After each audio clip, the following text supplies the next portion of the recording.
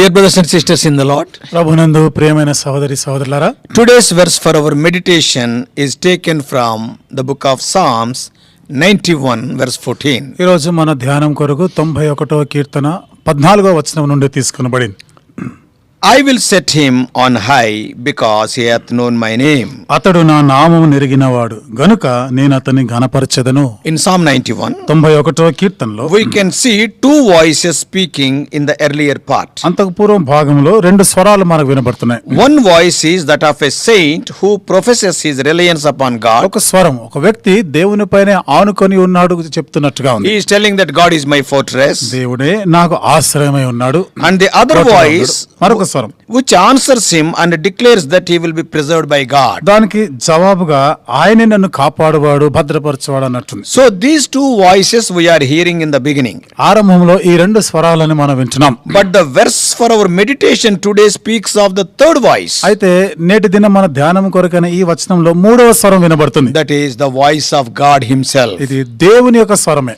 This God's voice is putting a seal and confirming all promises that have been made in his name. దేవుని యొక్క స్వరము ఆయన నామమును బట్టి ఏవి వాగ్దానం చేయబడి ఉన్నాయో వాటన్నిటి ఒక ముద్ర వేసినట్టుగా మనకు కనపడుతుంది. The first voice said, మొదటి స్వరం చెప్పిన మాట, I will trust. నేను నమ్మిక ఉంచుతాను. And the second voice replied, దానికి జవాబుగా స్పందిస్తూ రెండవ స్వరము, thou shall not be afraid. నీవు భయపడకుందువు. And the third voice, God's voice, says, మూడవ స్వరమైన దేవుని స్వరము, I will deliver. నేను అతన్ని విడిపించదు. So in verses 14 to 16, 14 నుండి 16 వచనాల్లో three things we are expected to do to enjoy all the blessings mentioned. ఇక్కడ ప్రస్తావించబడిన ఆశీర్వాదాలన్నీ కూడా మనం అనుభవించలాగున మూడు షరతులు మనం నెరవేర్చవలసింది. What are they? ఏమిటి అవి? Number 1, మొదటిది, we have to set our love upon the Lord. Verse 14. 14వ వచనంలో మనము ఆయననే ప్రేమించాలి. దేవునిపైనే మన ప్రేమ మక్కువ ఉండాలి. Our hearts must be turned away from sin and they must be turned unto God. మన హృదయాలు పాపము నుండి విముఖులమై దేవుని వైపుకి మరల్చబడాలి. They are to be set. Set means firmly fixed upon him. ఇవి ఆయన మీద ఉంచాలి, అంటే నిశ్చలంగా ఆయన మీదనే నిలపాలి.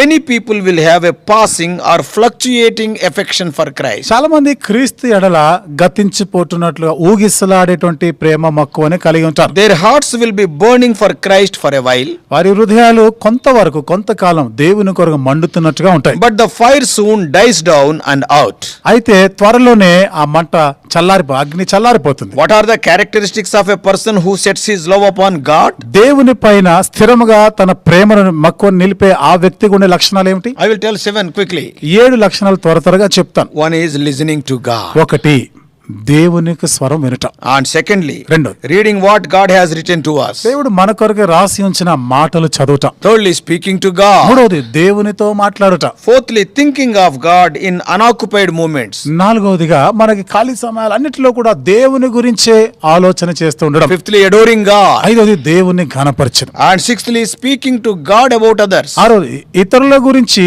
దేవునితో మాట్లాడటం. And seventhly, giving to God and making glad sacrifices to him and for him. ఏడవది, దేవునికి ఇచ్చేది, ఉత్సాహంగా మనం ఆయనకి అర్పించడము, దేవునికి ఇవ్వడం. So this is all what verse 14 is speaking. ఇది 14వ వచనం చెప్పే మాట. We have to set our love upon the Lord. That is the first thing. మనము దేవుణ్ణి ప్రేమించాలి, మన ప్రేమ ఆయన పైన నిలపాలి. ఇది మొదటిది. Secondly, రెండవది, we must know his name. ఆయన నామము ఎరిగి ఉండాలి. That is also in verse 14. ఇది కూడా 14వ వచనంలోనే. This is a higher degree. ఇది కొంచెం ఉన్నత స్థాయి. Our love must lead us to be near him. మన ప్రేమ అంటే మనం ఆయన ప్రేమిస్తున్నామంటే మనల్ని ఆయనకి సమీపంగా నడిపించేది ఉండాలి. Spending time with him and to have constant fellowship with him.